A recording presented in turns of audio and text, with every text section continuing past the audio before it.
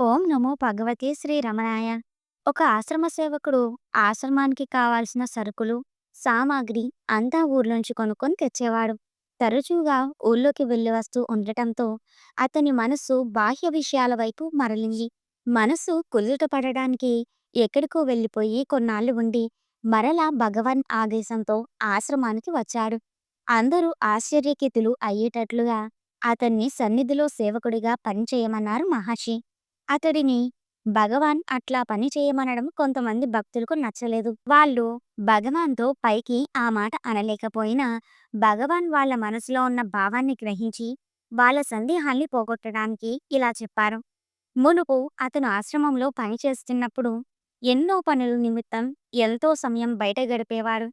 ఆశ్రమ పనుల ఒత్తిడి చేత పారాయణానికి ఎప్పుడూ వచ్చేవాడు కాదు.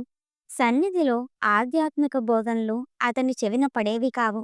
ధ్యానం చేయకపోవడం వలన అతని మనస్సు ఎప్పుడూ బాహ్య విషయాలపైనే ఉండేది. కొన్నాళ్ళు సన్నిధిలో పనిచేస్తే సాంగత్యం వలన అతని మనసు బాగుపడుతుంది.